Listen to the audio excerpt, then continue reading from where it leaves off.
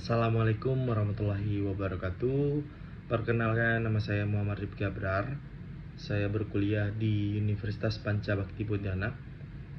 Jurusan saya adalah manajemen. Di kelas saya kelas E F1 semester 3. Di sini pada kesempatan kali ini saya ingin menyelesaikan tugas saya untuk memenuhi ujian tengah semester.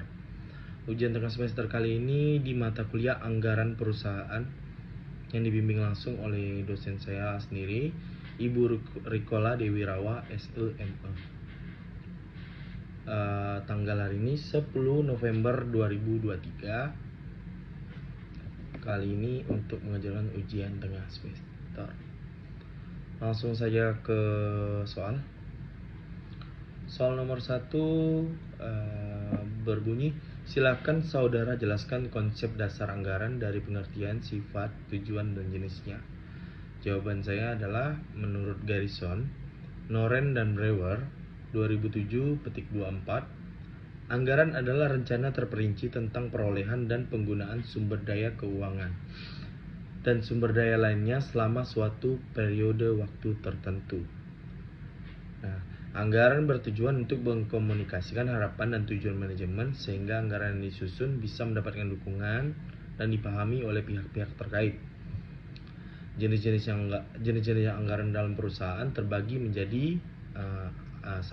Anggaran penjualan, 2. Anggaran produksi, 3. Anggaran biaya produksi, 4. Anggaran biaya bahan baku, 5. Anggaran biaya tenaga kerja langsung, 6. Anggaran overhead pabrik, 7. Anggaran persediaan, 8. Anggaran program, 9. Anggaran pertanggungjawaban, 10. Anggaran pengeluaran modal, 11. Anggaran kas, 12. Anggaran laba rugi, 13. Anggaran neraca, dan yang terakhir 14. Anggaran posisi keuangan.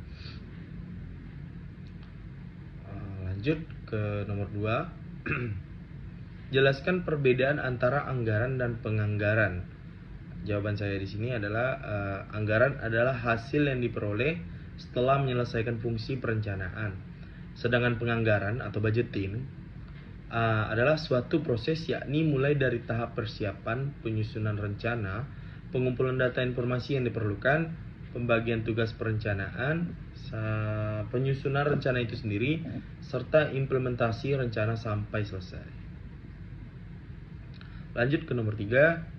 Sebutkan dan jelaskan manajemen anggaran. Masuk ke definisinya dulu. Definisi budget manajemen.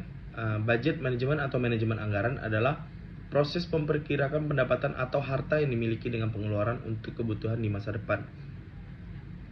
Ada sejumlah poin untuk memperkirakan hal tersebut, seperti pengalaman di masa lalu, risiko di masa mendatang, serta data yang dimiliki. Deretan prediksi tersebut kemudian dianalisis untuk mendapatkan tujuan yang hendak disasar. Budget management juga dapat diartikan sebagai cost management, yaitu proses penganalisis proyek yang termasuk dalam anggaran modal. Manajemen anggaran menyajikan bagaimana sumber daya yang diharapkan bakal dipakai selama kurun waktu tertentu. Masuk ke metode yang budget management adalah metode budgeting apa saja yang memungkinkan diterapkan di perusahaan Anda. Berikut ini sejumlah contoh budgeting perusahaan yang lazim ditujukan untuk perencanaan keuangan. Yang pertama ada activity based budgeting. Metode ini berbasis dari aktivitas yang memerlukan biaya. Perusahaan bakal mencatat hingga menganalisis kegiatan yang menimbulkan pengeluaran dengan harapan akan ada efisiensi yang didapat. Yang kedua ada incremental budgeting. Incremental budgeting adalah metode paling umum dalam mengelola pendanaan perusahaan. Budget manajemen dengan metode incremental akan memperbesar anggaran saat memasuki periode baru.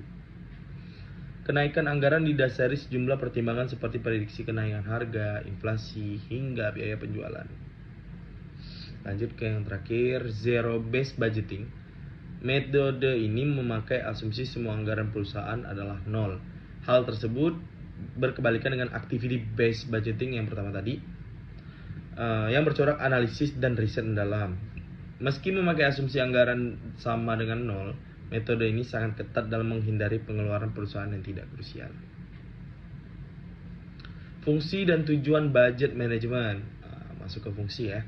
Budget manajemen memiliki tujuan dan fungsi yang penting bagi perusahaan. Berikut rinciannya. Yang pertama ada fungsi komunikasi, beragam unit dan tingkatan organisasi dapat berkomunikasi dan berperan dalam proses penyusunan anggaran.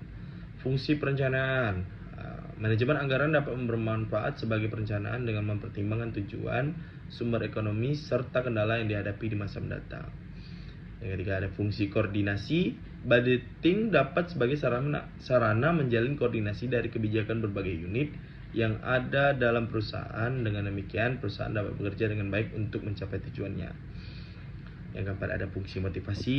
Fungsi motivasi juga dimiliki dalam budget manajemen. Anggaran dapat memotivasi pelaksana untuk menjalankan tugas sesuai perencanaan. Dan yang terakhir ada fungsi evaluasi dan pengendalian.